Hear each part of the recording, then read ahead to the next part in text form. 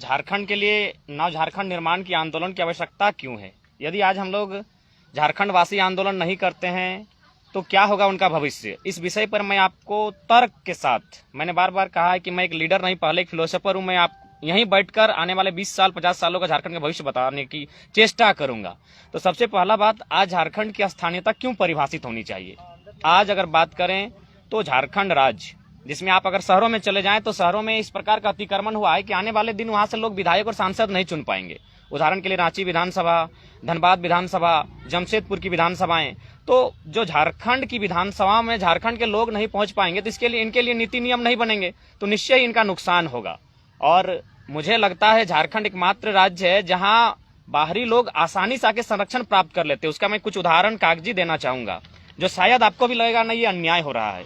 ये आप देख सकते हैं, जाति प्रमाण पत्र है, एक साथी का है, हमने काफी सर्च के बाद पता किया है। ये पहला जाति आप देख सकते हैं उस शख्स का सरायकेला खरसवां से है, ये सरायकेला खरसवां में उनका जाति बनता है। और दूसरा जाति मैंने रखा है उसी शख्स का, ये मुंगेर बिहार से है।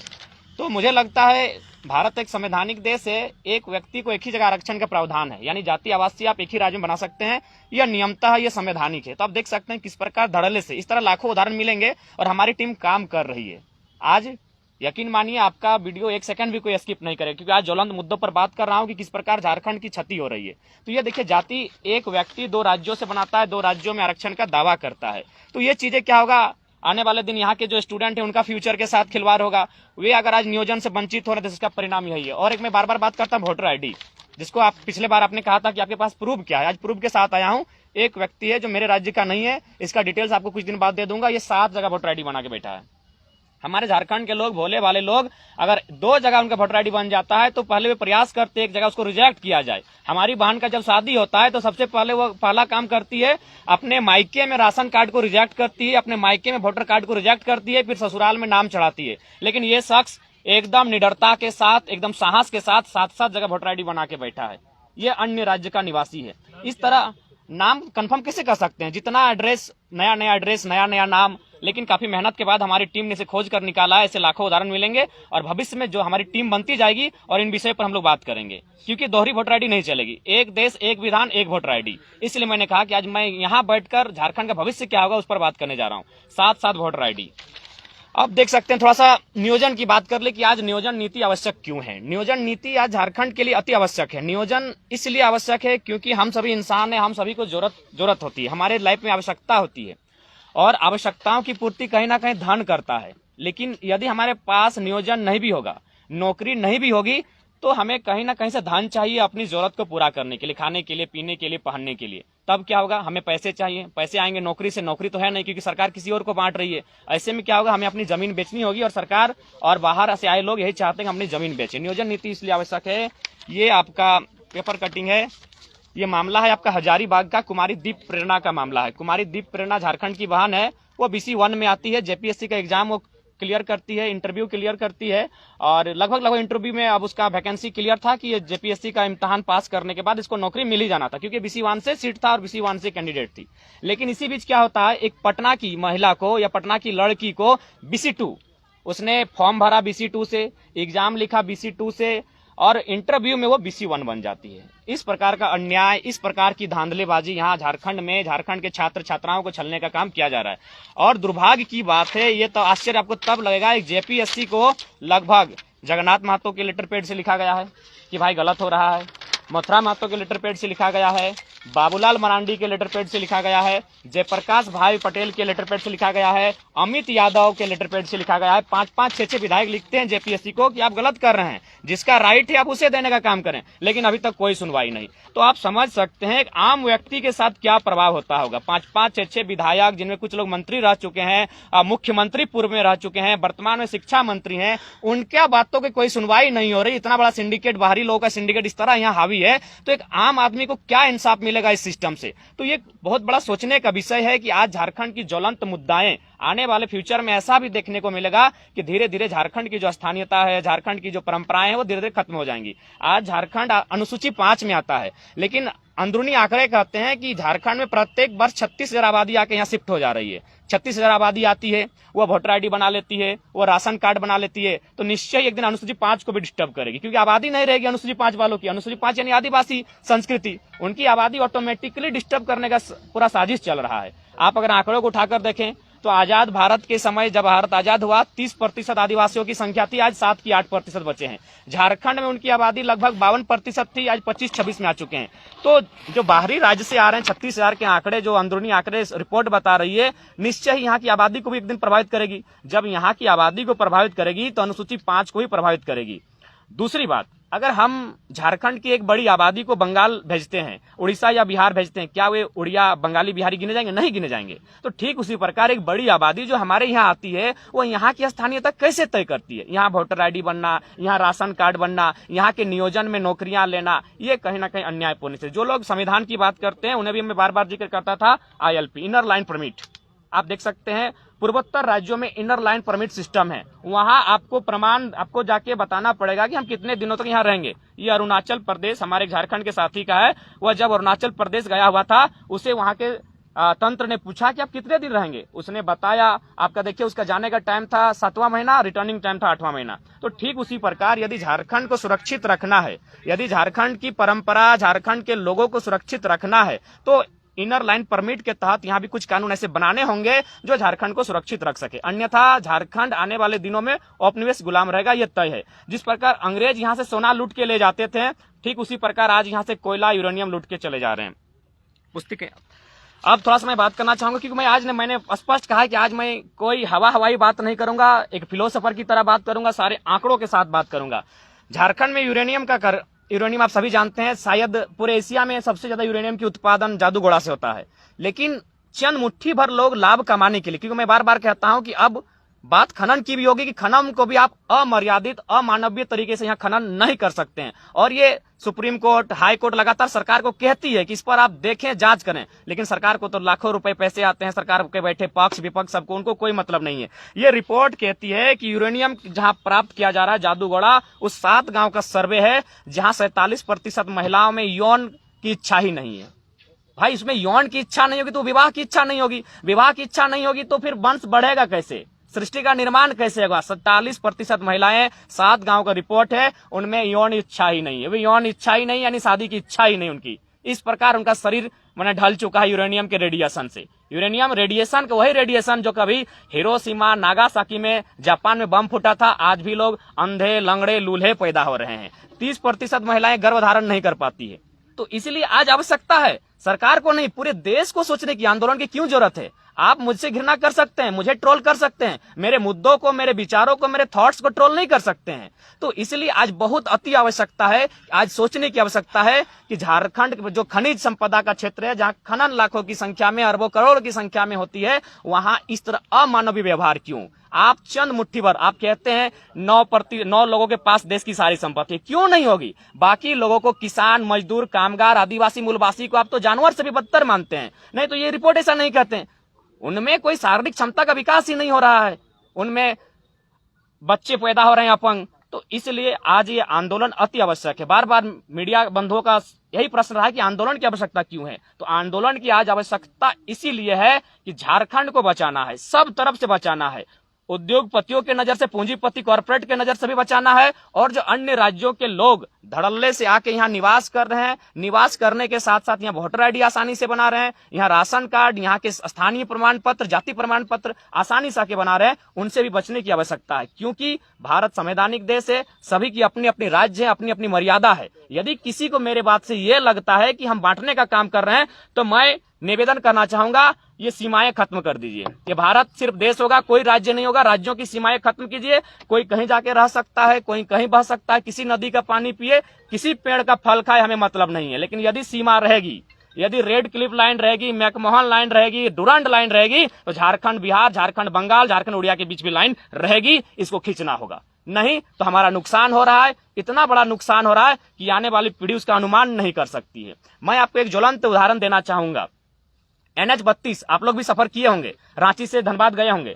NH-32 में जब आप सफर करते हैं, महोदा जाने के बाद उसको आपका ले गया है राजगंज, यानी 15 किलोमीटर रोड को डाइवर्ट किया गया है, और उस दूरी को जो 15 किलोमीटर था उसे 30 किया गया है। लोग तो खुश हो गए कि हमें ओवरब्रिज के माध्यम से कास्ट बनने की तैयारी चल रही है। मैं अनुमान कह रहा हूं, क्योंकि मैं बार बार कहता हूं कि मैं अनुमान कर रहा हूं। सरकार का प्लान ए तो बन चुका है कि रोड को डाइवर्ट किया गया, रोड को दिशा दूसरा दिया गया, लेकिन उनके पास प्लान बी कहां है? वे जो 10-12 गांव जो महोदा क्षेत्र में आएंगे, निश्चय ही आने वाले दिन अगर वो एकजुटता के साथ नहीं लड़े तो उन गांव को ओपन कास्ट में तब्दील किया जाएगा। तो उनका प्लान बी कहां है? वे गांव उठकर कहां जाएंगे? पहला बात, वे गांव उठकर कहां जाएंगे? आपके पास प्लान बी क्या है? दूसरी बात, अभी लातेहार से काफी संख्या में लोग रांची राजभवन आए हैं, उनसे भी अभी हम लोग मिलेंगे। क्या मामला है?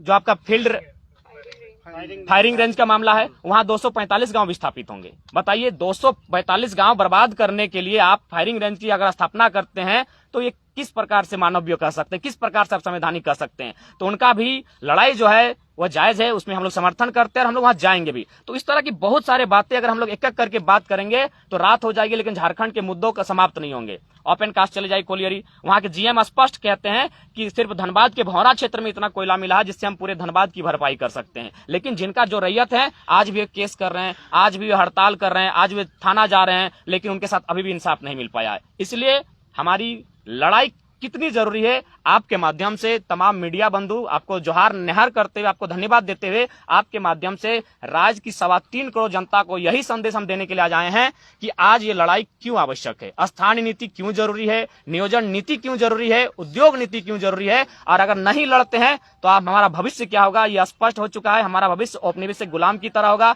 माटी हमारी होगी लेकिन हक अधिकार किन्हीं और को। और एक बात, टाटा मोटर्स में एक वैकेंसी आई है, वो अभी इंटरनेट से उसे हटा दिया गया, डिलीट कर दिया गया है। टाटा मोटर की वैकेंसी में स्पष्ट लिखा है, पोस्ट है आपका टाटा मोटर्स का 12,500 की सैलरी है, लेकिन क्या लिखा है? Only Bihari candidates are allowed. इतना तो अमानवीय कहीं नहीं होना चाहिए, ये तो अनैतिक है। जिस राज्य में नौकरी दिया जाएगा, जिस राज्य में कंपनी है, वहां क्या लिखा जा रहा है? Only Bihari candidates allowed. यानी साफ शब्दों में कहें तो हिंदुस्तान की नौकरी और लिखा जा रहा है ओनली पाकिस्तानी आर अलाउड। ये क्या है भाई? यानी इसका मतलब ये बता रहे हैं कि झारखंड के लोग कितने पंगु हो चुके हैं, झारखंड के लोग कितने मानसिक गुलाम हो चुके हैं, झारखंड के लोगों में अब लड़ने की क्षमता नहीं रही। ये बहुत बड़ा सिंडिकेट आज राज्य में काम कर रहा है, जो राज्य की पहचान, आदिवासी मूलवासी की पहचान मिटाने का प्रयास। एक मधुलिका नाम करके धनबाद में काफी फेमस स्वीट है, आपने वहां उनका भी एक इश्तेहार पढ़ा होगा, कोई अकाउंटेंट का पोस्ट था, उन्होंने स्पष्ट लिखा जैक और झारखंड के मान्यता प्राप्त यूनिवर्सिटी, उसमें अगर छात्र पढ़े हैं तो आवेदन नहीं कर सकते हैं। खाने वाले मीठा को झारखंडी लोग, पैकिंग करके लाएंगे झारखंडी लोग, पैसा खर्चा करेंगे झारखंडी लोग। और देखिए साफ साफ शब्दों में लिख रहा है कि झारखंडी पढ़ाई अगर किया है झारखंड कॉलेज से, स्कूल से, तो उसे यहाँ अकाउंटेंट नहीं दिया जाएगा। तो ये क्या है? ये सब क्या हो रहा है झारखंड में? सीधा संदेश है, झारखंड को लोगों को पूरी साजिश के तहत, एक सिंडिकेट के तहत इन्हें मिटाने की पूरी जोर साजिश चल रही है। आज अगर झारखंड के लोग नहीं लड़ते हैं तो इनका बहुत बड़ा नुकसान होगा, इतना बड़ा नुकसान होगा कि झारखंडी सोच नहीं पाएंगे। अंग्रेज से भी बुरी स्थिति आज झारखंड की होगी। इसलिए आज आपके तमाम चैनल्स के माध्यम से आपका धन्यवाद करते हुए झारखंड की 3.25 करोड़ जनता को मेरा यही संदेश होगा कि आज लड़ाई बेहद जरूरी है। जयराम जी, आपको कई लोग बोल रहे हैं कि आप बीजेपी के एजेंट हैं। जी, उन सवाल का भी उत्तर हम दे ही देते हैं। वो एक फोटो वायरल हुआ था मैडम, वो फोटो वायरल हुआ था, मेरा एक साथी है जो मेरे साथ रहता था, जैसे आज भी बहुत सारे साथी मेरे पीछे हैं। अब बताइए, इनमें से अगर कोई किसी दिन किसी पार्टी के लीडर से फोटो खींचा तो उसमें मेरा क्या कसूर है? उस सवाल का मैं लॉजिकली उत्तर दे दूंगा, थोड़ा सा 2-4 सेकंड का समय लेंगे, एकदम लॉजिकली उत्तर दूंगा। ये है मेरे साथी जिनका फोटो वायरल हुआ है, शायद अगर स्क्रीन में लाइट है तो ठीक है, देख लीजिए। हाँ, यही फोटो है जो ढुलू महतो के साथ मेरे साथी हैं, जिनका फोटो वायरल हुआ है। अब बताइए, एक लड़का, हर किसी की ख्वाहिश होता है कोई नेता गांव में है तो उसके साथ फोटो खींचे, ठीक है, ढुलू महतो के साथ हुआ है, जगन्नाथ महतो के साथ उसी का फोटो है, इसे भी वायरल किया जाए। उसी इंसान का फोटो जगन्नाथ महतो के साथ, अभी कहाँ रुकते हैं? उसी के फोटो डॉक्टर अजय कुमार के साथ है। कांग्रेस एक यूथ है, यूथ अगर सुनील शेट्टी या सलमान खान या शाहरुख, आपके बीच विवाद है वो नहीं जानता, उसकी इच्छा है फोटो खिंचाने की। तो ठीक उसी प्रकार इस शख्स का, जिसको लेकर आज ट्रोल किया जा रहा है, जिसको लेकर आज गीता देवी माने जिनका हम अभी भी सम्मान करते हैं, इस तरह के बयान दे रहे, बस इसी फोटो के कारण। तो ये फोटो आप देख सकते हैं, उसका जितने भी पार्टियां हैं, पॉलिटिकल पार्टियां राज्य में नामी, सबके साथ फोटो है। तब तो आप मीडिया वाले अब तय करें कि वो किस पार्टी से। एक फोटो जो है शिक्षा मंत्री जगन्नाथ महतो के साथ वायरल हो रही है, उस तस्वीर का क्या सच है? कब की तस्वीर है? वो तस्वीर एक फुटबॉल टूर्नामेंट में उन्हें निमंत्रण देने गए थे, तब की तस्वीर। हम हाफ पैंट में ही है और देख सकते हैं। दूसरी बात, जगन्नाथ महतो, उनसे मेरा घरेलू संबंध रहा है, जब से हम छोटा है तब से काफी उनसे करीब रहे हैं। और चूंकि टाइगर जगन्नाथ महतो पारसनाथ पहाड़, तो उसे एक रहा है नजदीकी। और ईमानदारी से निष्ठापूर्वक कह दें, इसमें कोई, मैंने आज लोग अगर मुझे सुनना चाह रहे तो इसीलिए कि मैं निष्पक्ष हूँ और निष्ठापूर्वक हर बात को कहता हूँ। हाँ, जगन्नाथ महतो का मैंने 2019 के लोकसभा चुनाव में प्रचार किया था, ये सच्चाई है। लेकिन 8वीं क्लास में ही हमने पढ़ा है कि सवाल सत्ता से किया जाता है। ठीक है, यदि हमने सत्ता में बनाने में, उनको यदि बैठाने में मेरा योगदान है तो उन्हें हटाने में भी योगदान रहेगा। यदि नीति नहीं बनती राज्य के हित में तो जगन्नाथ महतो रहें चाहे हेमंत सोरेन रहें, उनको हटाने का काम भी यूथ ही करेंगे। ये सच्चाई है। जगन्नाथ महतो से नजदीकी रहा है, लेकिन अभी ऐसी कोई सच्चाई नहीं है। पिछले साल भर से किसी पॉलिटिकल पार्टी से मेरी कोई न बात हुई है न भेंट हुई है, कुछ ऐसा बात नहीं है। अखबार में खबर छपी थी कि आप टुंडी से विधानसभा चुनाव लड़ने की तैयारी कर रहे हैं जी। तो वो ये जो खतियान की लड़ाई लड़ने वाले लोग हैं, अलग अलग विधानसभा में अपना कैंपेन चला रहे हैं, तो कहीं ये अपनी महत्वाकांक्षा तो नहीं है कि हम चुनाव के लिए सारा खतियान को लेकर मुद्दा उछाल रहे हैं? देखिए, पहला बात तो हम कहना चाहेंगे, जिस प्रेस से मेरी बात हुई थी 9 मिनट 30 सेकंड बात हुआ था, उससे पहले जिस प्रेस में छपा था कि हम टुंडी से चुनाव लड़ेंगे, उन महोदय ने कहा था कि ये कुर्मी आंदोलन है, 18% कुर्मी है। पहला बात तो उन्होंने घर बैठे जनगणना कर लिया है, कुर्मी 18% है। उन्होंने हमेशा ही आंदोलन को दिग्भ्रमित करने का प्रयास किया है। जो शख्स थे जिन्होंने पेपर में छपा है, उनसे मेरी 9 मिनट 30 सेकंड बात हुई, हम स्वीकारते हैं। लेकिन इस बात को हमने कभी नहीं कहा कि हम चुनाव लड़ेंगे। हम बार बार कहें कि अगर जेएमएम अगर सरकार है, अगर काम कर जाती है तो टुंडी जेएमएम की पुश्तैनी सीट है, सवाल ही नहीं है। तो उन्होंने जबरन, वे हमेशा आंदोलन को दिग्भ्रमित करने का प्रयास किया है। हम तो कहेंगे कि मेरा 9 मिनट 30 सेकंड आपसे बात हुई है, ऑडियो को वायरल कर दें, जनता के सामने सप्लाई जाएगा। मतलब आप ये कहना चाह रहे हैं कि चुनाव नहीं लड़ेंगे आगे? अगर देखिए, हाँ, अगर लागू हो गया तो हम लोग पढ़ने चले जाएंगे, हमें आवश्यकता ही नहीं है चुनाव लड़ने की, एक पैसा आवश्यकता नहीं। हम लोग कोई चुनाव नहीं लड़ेंगे। हम लोग अपनी तैयारी करेंगे, पीएचडी पूरा करेंगे और आगे वैकेंसियों की तैयारी करेंगे, प्रोफेसर बनने की तैयारी करेंगे और उसके बाद जनता जैसा चाहेगी। कोई मकसद नहीं है। लेकिन पहले आप नीति बनाए, क्योंकि आज झारखंड जल रहा है, बहुत दुख होता है। रांची आए एक दिन, एक थोड़ी सी घटना सुना देते हैं। हमारे 2 साथी रांची में रहते हैं, उनके साथ आए तो उन्होंने अपने कमरे में रहने को दिया। एक बेड था, वे लोग 2 रहते थे। वे बोले कि हम लोग दूसरा कमरा में जाते हैं, आप मेरे कमरे में सोइए। हम लोग रात को 2 बजे जब हम लोग सोए हैं तो देखें उन लोग वापस रिटर्न आया और चौकी के नीचे आके सोया था। तो बहुत दर्द को देख रहे हैं दादा, हम लोग भी स्टूडेंट हैं, उस दर्द के लिए आज हम लोग लड़ने के लिए निकले। हमारी कोई महत्वाकांक्षा नहीं है। आप लोग लाइए, रेवेन्यू टिकट 60 के लाइए। सरकार अगर नीति नियम बना देती है राज्य के हित में, हम लोग लिख देंगे कि कोई चुनाव नहीं लड़ेंगे। नीति नियम बनाएगी शर्त, और नहीं तो फिर जनता जो बोलेगी, जनता हथियार उठाने बोलेगी तो हम लोग हथियार भी उठा लेंगे। किस तरह दबाव बनाइएगा नीति निर्माण? नीति नियम के लिए दबाव यही बनेगा, उन्हीं के मैनिफेस्टो से घेरेंगे।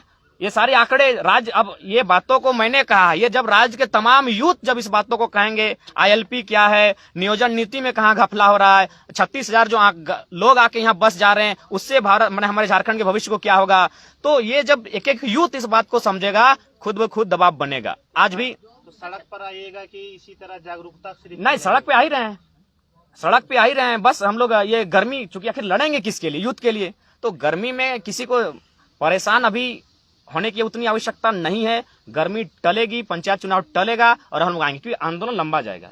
चोटे चीरा नहीं होता, हम लोग की भाषा में कहावत है कि चोटे चीरा ना है, तो अभी चोट में चीरा होगा ऐसा नहीं हो सकता है। हम लोग पूरा रणनीति के साथ सड़क पर भी आएंगे, सड़क के साथ जो भी एक आंदोलन में पूरी दुनिया ने देखा है, हम लोग सारी चीजों का अध्ययन कर रहे हैं, स्टडी कर रहे हैं, उन सारे हथकंडे अपनाए जाएंगे जो एक आंदोलन में अपनाए जाते हैं। ये बता दीजिए कि आप बोले हथियार उठाएंगे, हथियार किसके खिलाफ उठाएंगे? सरकार के खिलाफ, सिस्टम के खिलाफ? हथियार अभी झारखंड में जो लोग उठाते हैं उन्हें नक्सली कहा जाता है। कोई बात नहीं, मारिए सीने में गोली। क्या करेंगे उस झारखंड में जहां हमें नियोजन नहीं मिलता है, जहां हमारे स्टूडेंट सड़कों पर हैं, जहां हमारे मां समान खनिज का चीरहरण किया जाता है। एक दुष्कर्म से भी बुरा स्थिति है, हम कह सकते हैं, अगर जिस तरह का खनिजों का आज मैंने ओपन कास्ट बना के किया जा रहा है। हमारी जमीन, हमारी माटी, और लाखों अरबों रुपया बाहर के लोग आके कमाते हैं, बाहर के लोग आके कॉन्ट्रैक्ट लेते हैं, वे माइंस चलाते हैं, और हमारे लोग 3,000 4,000 फुटिया मजदूरी करते हैं। तो उस जिंदगी से अच्छा है, मार दीजिए आप गोली। लेकिन जनता के लिए हम कुछ भी करेंगे, जनता के लिए कहेंगे। आप कोई नाम दें, अलगाववादी दें, उग्रवादी दें, आप जो कहें, हम जो भी मेरा हथियार कदम उठेगा वो जनता के लिए। बहुत दर्द है, आप कभी भी जाइए, खासकर ओपन कास्ट जहां है, उन क्षेत्र में जाइए जहां कोलियरी है, आप यूरेनियम के क्षेत्र में जादूगोड़ा जाइए, आप टाटा जमशेदपुर जाइए, हर जगह जबरन गांव वालों की जमीन छीनी जा रही है। तो ये लड़ाई हमारी जमीन की है। जमीन की लड़ाई के लिए बिरसा मुंडा, सिद्धू कानू और रघुनाथ महतो चुहाड़ विद्रोह के उन्होंने हथियार उठाया था। हम भी उठाने से पीछे नहीं उठेंगे, चाहे जो परिणाम होगा। अरे मरने को एक दिन सब मरेगा, सिकंदर, महान सिकंदर खाली हाथ गया है। हम भी जीने के लिए नहीं आए हैं, लेकिन जब तक जिएंगे अपनी माटी में हक अधिकार के साथ जिएंगे। उसके बाद चाहे जो परिणाम हो, जनता के साथ हम हैं, जनता हमसे जो अपेक्षा रखती है हम उस पर खरा उतरेंगे। जयराम जी, अभी आप बोले कि जमीन की लड़ाई सीएनटी एक्ट 1908 में भगवान बिरसा मुंडा के आंदोलन के बाद शुरू हुआ था। अभी भी कई आदिवासी मूलवासी सड़क पर है। सीएनटी एक्ट लागू हो गया था, लेकिन भी उन लोगों का जमीन हड़पा जा रहा है। इसलिए हड़पा, हम बार बार कहते हैं, हमारे विनोद बाबू भी यही कहते थे कि हम झारखंड तो अलग कर देंगे, लेकिन झारखंड को चलाएगा कौन? यदि मान के चलो यहाँ कोई इंजीनियरिंग बन जाता है, मेडिकल हॉस्पिटल बन जाता है, कोई इंजीनियरिंग कॉलेज बन जाता है, झारखंड के लोग कहाँ होंगे? तुम तो पोछा मारोगे, तुम वहां झाड़ू मारोगे।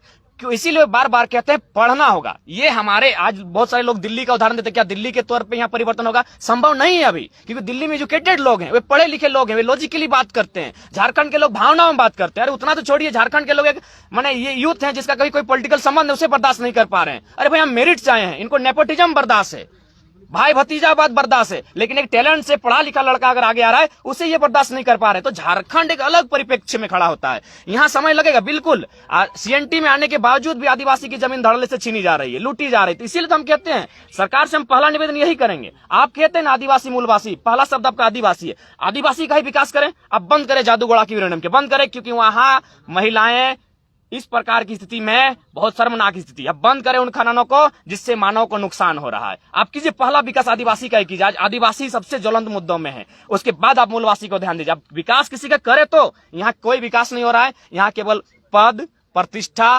पावर, पैसा और परिवार दिखा जा रहा है। अगर सरकार इतनी आदिवासी हितैषी होती तो हम बार बार कहते हैं दुमका की सीट से बसंत सोरेन को नहीं, किसी गरीब बुद्धू सोरेन को टिकट देते, उन्हें जिता के दिखाते हैं, हम मानते हैं। ये केवल ड्रामा चल रहा है राज्य में, और इस सरकार में जितने खनिज संसाधनों की लूट है वो किसी सरकार में नहीं थी, इस बात को आपको मानना होगा। जबकि ये मूलवासी आदिवासी हितैषी सरकार है। और साथ ही तमाम झारखंडियों को भावना बनने की आवश्यकता नहीं है, आपको हर व्यक्ति को नेतृत्व करने के लिए आज आगे आना ही होगा, नहीं तो आने वाले दिनों में समस्याएं बहुत विकट होगी। एक लाइन में कहेंगे। अच्छा, पंचायत चुनाव में कुछ प्रभाव डाल पाइएगा इस मुद्दाओं को लेकर आप आगे? नहीं, देखिए पंचायत चुनाव इन मुद्दों से दूर रहेगा, इसलिए पंचायत चुनाव इस मुद्दों से दूर रहेगा कि अगर पंचायत चुनाव में अगर 1932 खतियान की बात होती है तो पंचायत चुनाव में हम लोग बढ़ जाएंगे। क्योंकि वहां अगर 10, जैसे मैं जिस पंचायत से आता हूं वहां 10 कैंडिडेट मुखिया के हैं, 10 के 10 1932 खतियानी है। तो पंचायत चुनाव में भी मैं संदेश देना चाहूंगा, वहां 1932 खतियान की नहीं, वहां पंचायत के विकास की बात हो, छोटे छोटे लघु उद्योग, छोटे छोटे कुटीर उद्योग की बात हो, कौन सा मुखिया कितना इंटेलिजेंट है जो